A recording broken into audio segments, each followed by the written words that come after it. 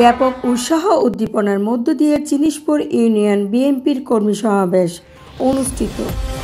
আসসালামু আলাইকুম, স্বাগত জানাচ্ছি বেঙ্গল টিভির নিয়মিত সংবাদ সংযোগে।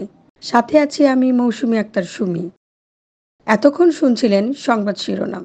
এখন আমাদের বিশেষ প্রতিনিধি নাদিম মাহমুদ নয়নের পাঠানো তথ্যচিত্রে থাকছে বিস্তারিত।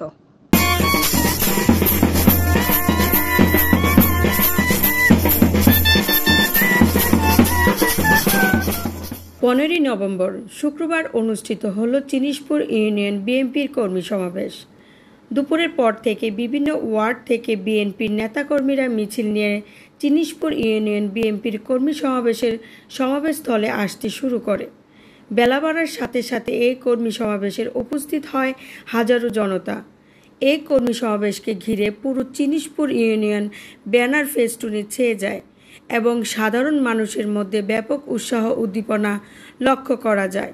এই কর্মী সমাবেশে সভাপতিত্ব করেন আওলাদ হোসেন, সদস্য নরসিংদী জেলা বিএনপি ও আহ্বায়ক চিনিশপুর ইউনিয়ন বিএনপি, এবং প্রধান অতিথি হিসেবে উপস্থিত ছিলেন খায়রুল কবির খোকন, যুগ্ম মহাসচিব বাংলাদেশ জাতীয়তাবাদী দল বিএনপি ও আহ্বায়ক নরসিংদী জেলা। আরও উপস্থিত ছিলেন মহসিন হোসেন বিদ্যুৎ, সভাপতি নরসিংদী জেলা যুবদল, ছাড়াও নরসিংদী সদর ও চিনিশপুর ইউনিয়ন বিএনপির অঙ্গ সংগঠনের নেতাকর্মীরা। আমরা নিজেরা বসে ঘরের মতো মিটিং করতে পারি নাই, পুলিশ গিয়ে আমাদের গ্রেফতার করেছে, আওয়ামী লীগ দেখিয়ে দিয়েছে। এই কাজ করে নাই তো আমরা খোলা ময়দানে কি মিটিং করে সমাবেশ করতে পেরেছি? খুব কম।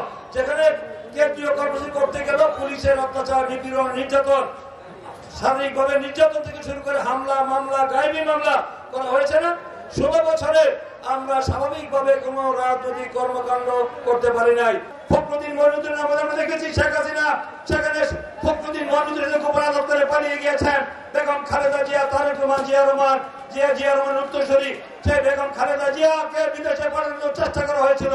তিনি বলেছিলেন যে বাংলাদেশের মাটি ছেড়ে আমি পৃথিবীর কোথাও যাব না, আমার কোনো প্রভু নাই, বিদেশের মাটিতে আমি যাব না, যদি আমার মৃত্যু হয় এই মাটিতে আমার কবর হবে, আমি বাইরে যাব না। কিন্তু শেখ হাসিনা টাটা দিয়ে তিনি দেখেছেন বিদেশে পালিয়ে গিয়েছিল, কিন্তু বেগম খালেদা জিয়া যায় না। তিনি বলেছেন আমার 3টি পরিবার, একটি হলো দেশের মানুষ, একটি আমার দল, আর একটি আমার পরিবার, তার বাইরে আমার কোনো ঠিকানা নাই।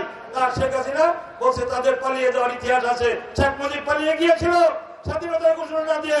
তিনি বাংলাদেশের মানুষকে তার বিপদের মুখে ফেলে, সেই দেখেছিলাম 1971 সালে সেই 25শে কালো রাত্রিতে তিনি গোপন আজাদ করে আত্মসমর্পণ করে পাকিস্তান চলে গিয়েছিলেন। কিন্তু জিয়া রহমান একটি সৈনিক হিসেবে, মেজর হিসেবে তিনি সেদিন জীবনকে বাজি রেখে তিনি রিভোল্ট করে স্বাধীনতার ঘোষণা দিয়ে 9 বার যুদ্ধ করে বাংলাদেশের মাটিতে থেকে তিনি দেশ স্বাধীন করে বেড়াকে ফিরে গিয়েছিলেন। এতক্ষণ আমাদের সাথে থাকার জন্য আপনাদের ধন্যবাদ। এরকম নতুন নতুন খবর পেতে আমাদের বেঙ্গল টিভির ইউটিউব চ্যানেলটি সাবস্ক্রাইব করুন ও ফেসবুক পেজটি ফলো দিন।